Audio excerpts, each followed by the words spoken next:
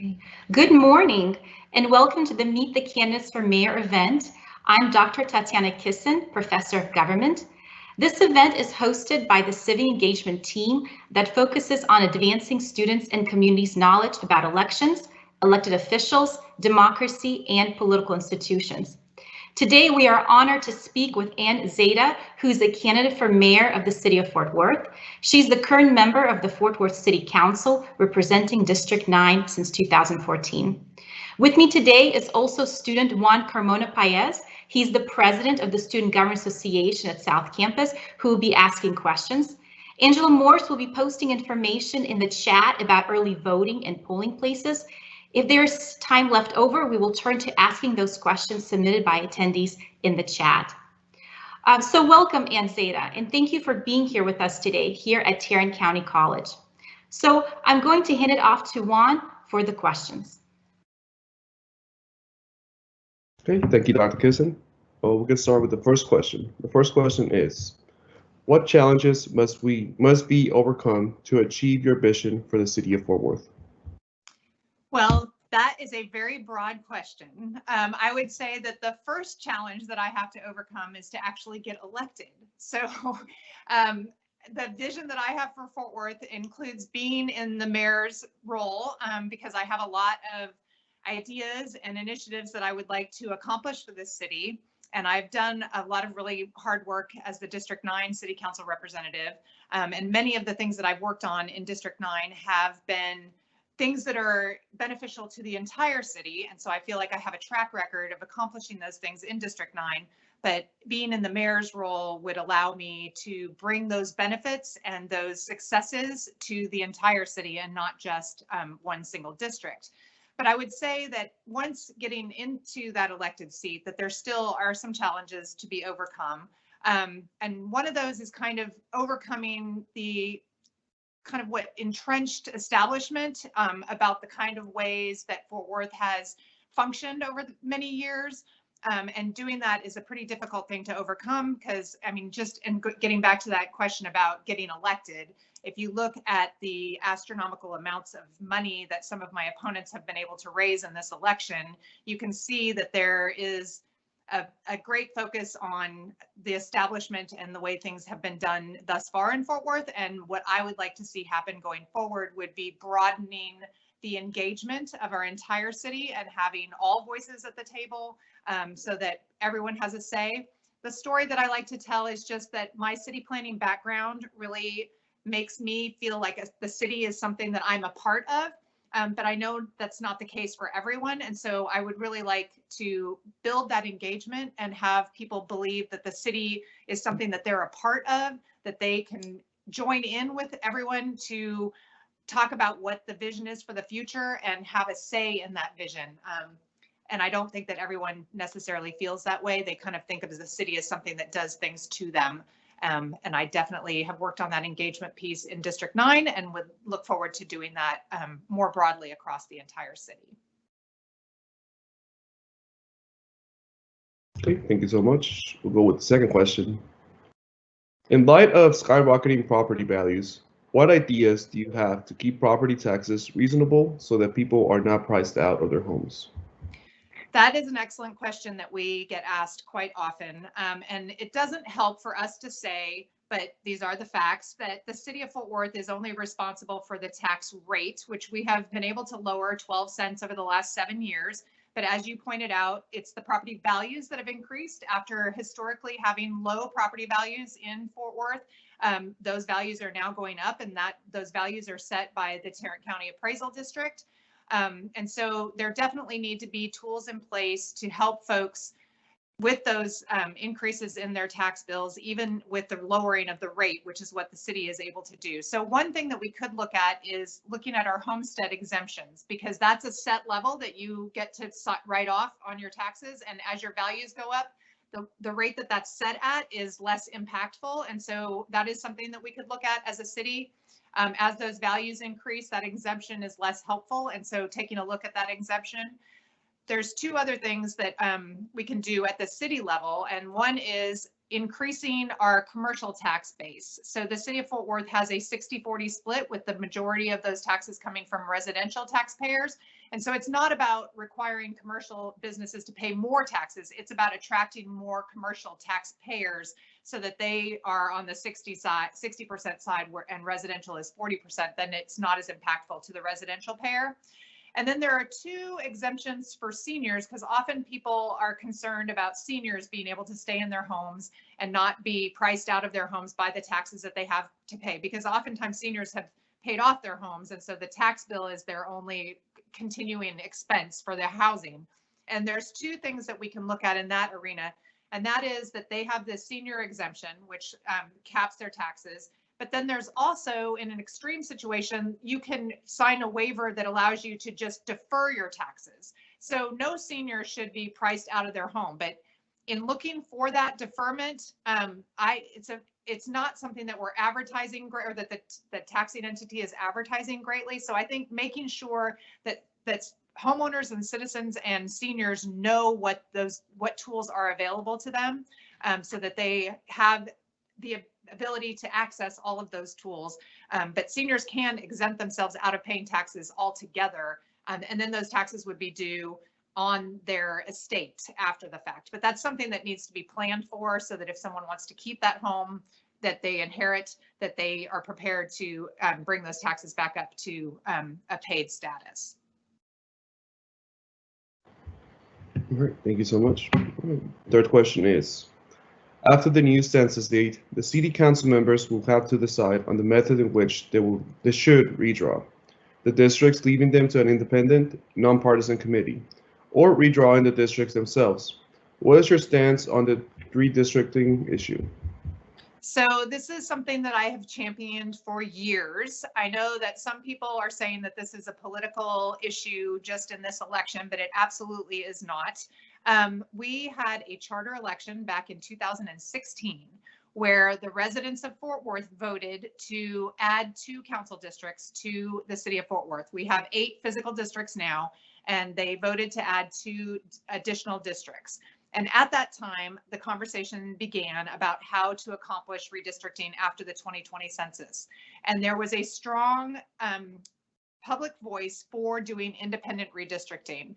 And at that time, I started to elevate that voice and have the folks that were advocating for that connect with city staff to discuss how independent redistricting would work. Our charter currently requires the council to sign off on whatever maps are adopted, but this does not preclude us from having an independent redistricting commission to draw those maps and present those maps to the council for final approval. So I had asked that we take a look at doing independent redistricting way back starting in 2016. I've continued to advocate for that. And at every moment that we have voted on any element of redistricting up until this point, I have always made sure that legal staff answers the question, is this step that we're taking going to preclude us from doing an independent redistricting commission? And at every step, I have been assured that nothing we have done thus far precludes that from happening. Most recently, we had a vote on accepting the recommendations of the redistricting task force, who was just giving us the criteria by which redistricting would happen. And that task force heard overwhelmingly again that people wanted an independent redistricting commission. And they presented their criteria by which the city council would adopt redistricting. But there was a minority report, which I like to point out is not quite minority because it was a 5-5 split vote on including a recommendation that we do independent redistricting. And I asked that there be a paragraph added to the resolution that we adopted, indicating that the council after the May election and the June runoffs would consider independent redistricting. And unfortunately, that motion to add that language to the resolution failed for lack of a second. It was asked to be reconsidered by one of my fellow council members, and he and I voted to reconsider putting that language in the resolution, and it again failed with just him and I supporting it. Again, that does not preclude independent redistricting from occurring after the elections in May and the runoff in June. And I will continue to advocate for that in whatever capacity I'm in, but hopefully as the mayor of Fort Worth going forward. Okay, thank you. And now we go into the 4th question. Fort Worth's Race and Culture Task Force made several recommendations to the City Council on racial and ethnic inequality. From those recommendations that the City Council approved, which ones do you think are the most helpful? Well, I think that they are all incredibly helpful. The Race and Culture Task Force did a fantastic job of addressing quite a few very important issues in our city. They had recommendations on criminal justice and economic development. They had recommendations on education and governance. They had recommendations on health, housing, and transportation. And these are all things that are very, very important to us going forward. They're not all things that are completely under the purview of the city, but the city can have direct impact on these things that are in the city's purview, and they can also help with making sure that the other entities that are over these issues do things that move forward with racial equity in our community. But right off the bat, I think that we have easily adopted some of the ones that were, more easy to move forward with and agree upon. But my pledge is that we will move forward on all 22 recommendations of the Race and Culture Task Force, not just the easy ones, but the difficult ones that might have some opposition. And right off the bat, the one that comes to mind is the civilian oversight of our police. And I think that we have hired a police monitor who has been looking at what civilian oversight would look like in Fort Worth, engaging all the stakeholders and charting a path to more robustly build on the relationships between our communities of color and our police department. And that is something that we definitely need to move forward on. Working to build a cadet program and working on diversity in the recruitment of our police department, I think are all important things.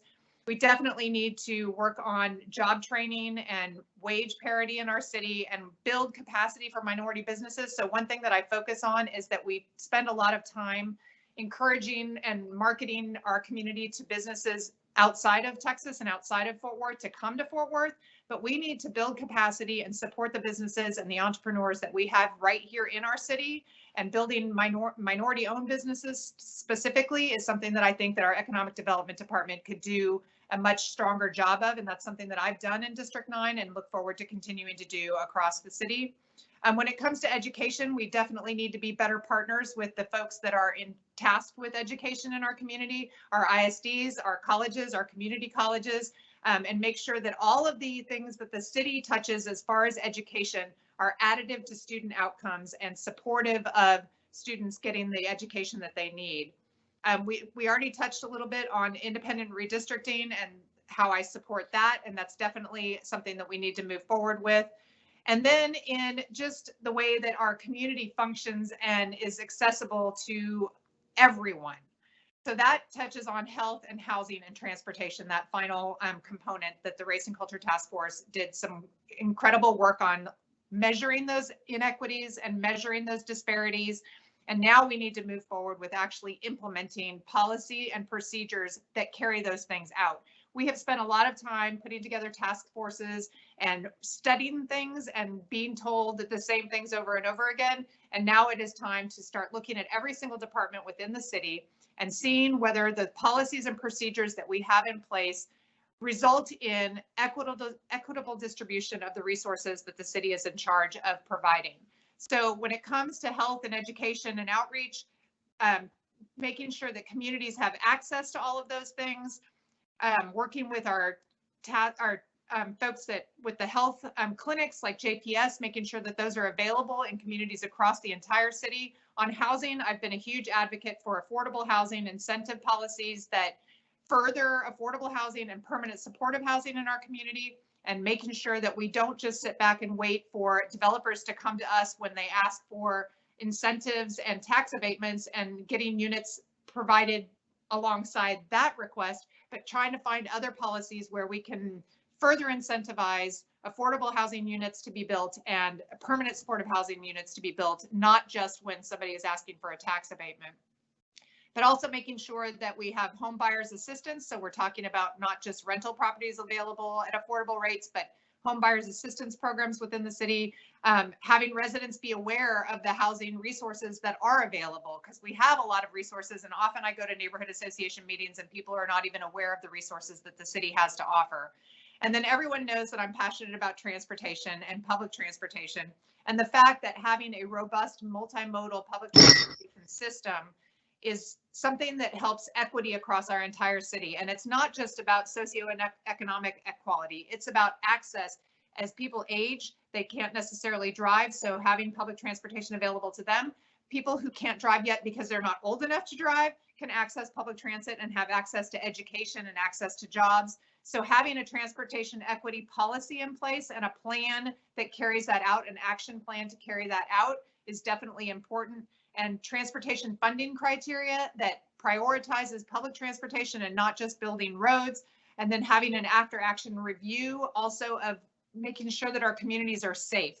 So I've done a lot of work on safe communities and safe streets and looking at where crashes occur and communities that are disproportionately impacted negatively with those crashes are typically our minority neighborhoods. And so we have to make sure that we have infrastructure in those communities that it makes it safe for people to walk and bike and drive and take public transportation. So I know that's a long-winded way of saying that basically all of the task force's recommendations are important, but those are the policy issues that I have worked on in the 7 years that I have been on the City Council serving District 9, and definitely look forward to working on citywide so that we can address those inequities in our communities across the entire city.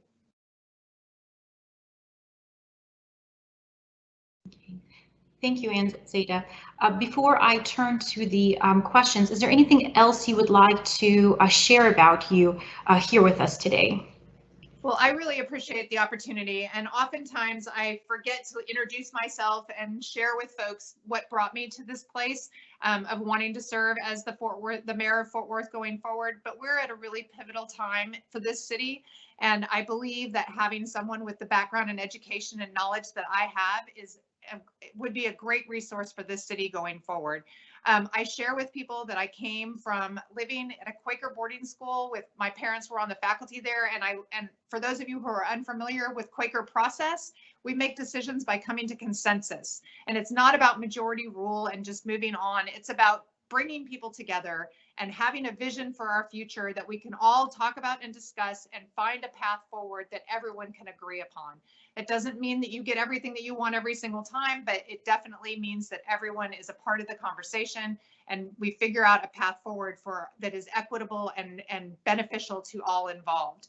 So I also have a background in city and regional planning. My master's degree is in that subject, and I worked as a planning consultant in many cities across the Metroplex. So I have great familiarity with how cities function and how we can have an equitable and efficient city that can be of good service to everyone.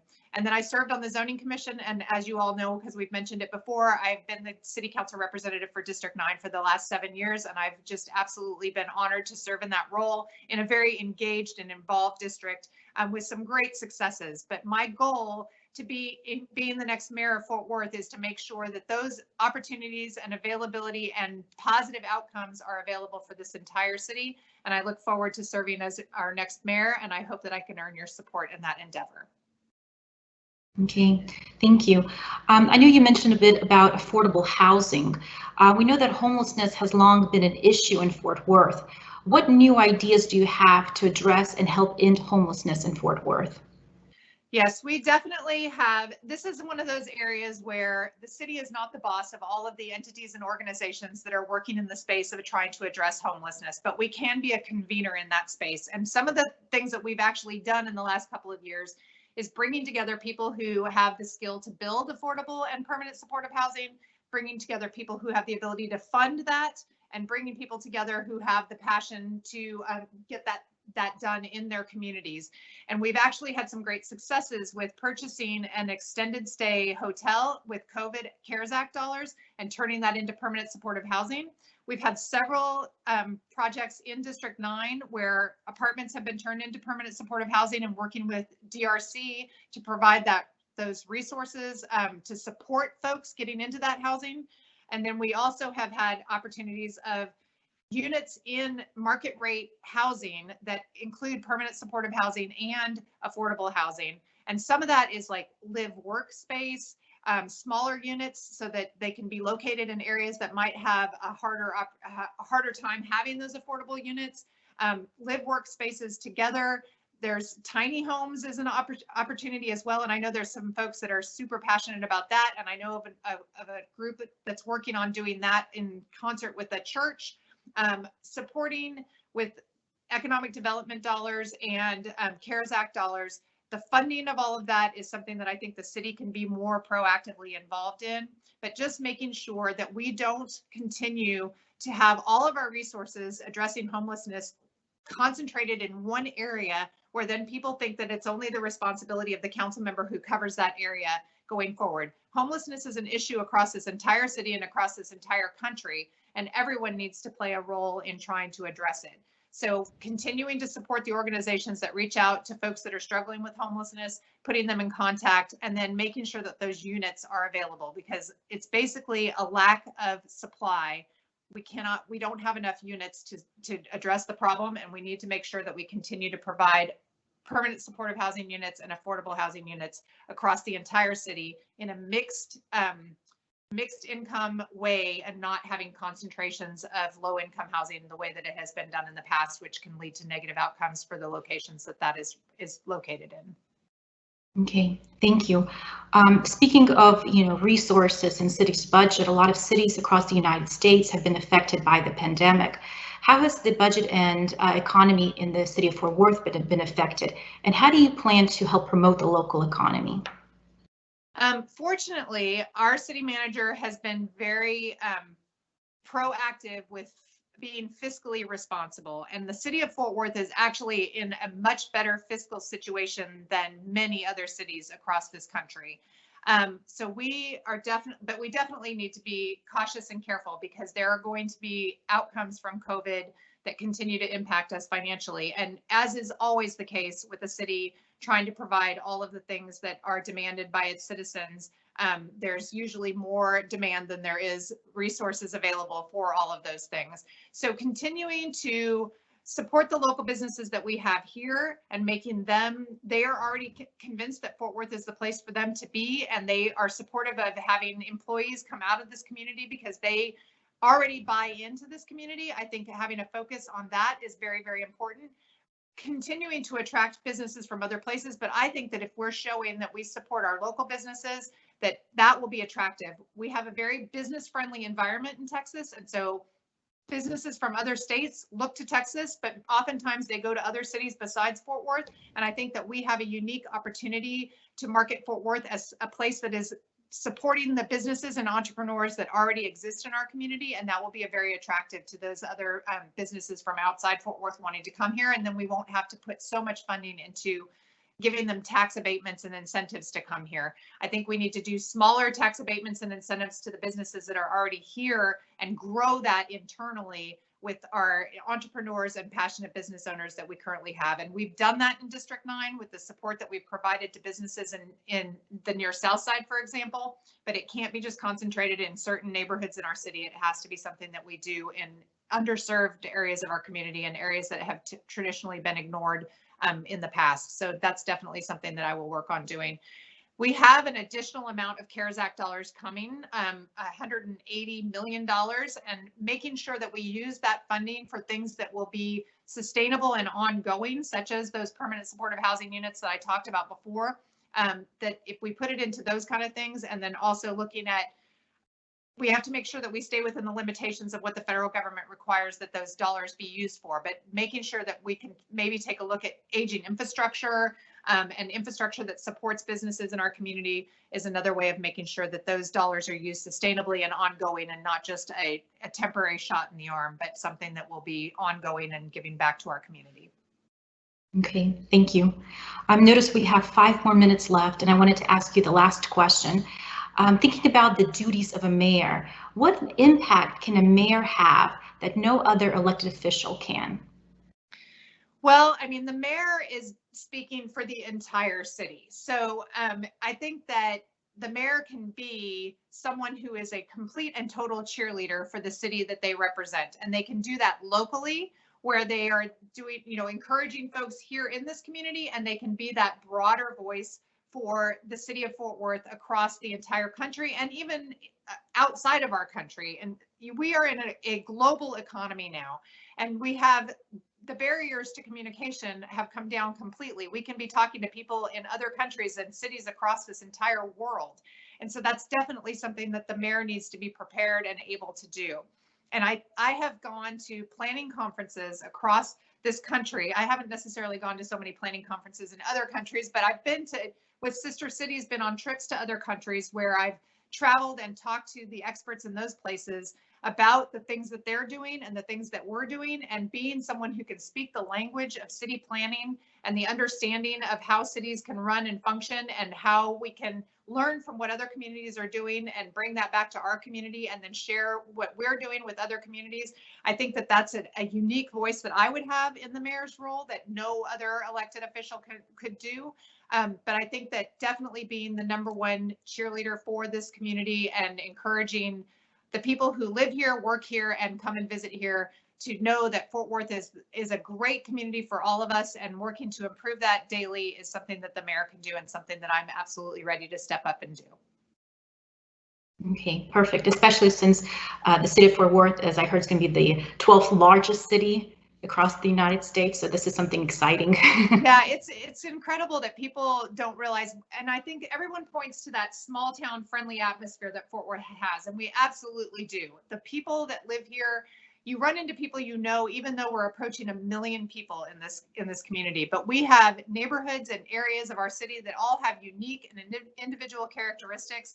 And if you look at the way that Visit Fort Worth, our Convention and Visitors Bureau, has identified some of these unique qualities in these various neighborhoods, I've looked at the state of Texas, and there are cities across the state of Texas that have different personalities. But if you look at Fort Worth, we have areas of Fort Worth that have aspects of all of those various cities. We have areas of Fort Worth that are reminiscent of San Antonio, and areas of Fort Worth that are reminiscent of Houston and Austin. And all of those things exist in Fort Worth. So regardless of what type of city you like, you can find a place in Fort Worth that would be familiar and comfortable and welcoming to you. And all of us being supportive of all those areas of our city and going forward and growing those unique characteristics is a way that I think Fort Worth can continue to be unique and small town, but also overcome the growth and bring the world-class things that a world-class approaching being the 12th largest city in the nation that Fort Worth can be going forward. Perfect. Thank you so very much, Zadeh, for joining us today. I'm looking at the time and we're out of time. We really appreciate you coming to here and speak with us. And thank you so much for your willingness to serve the public. It is inspiring. Thank you very much. Thank you. I really appreciate it.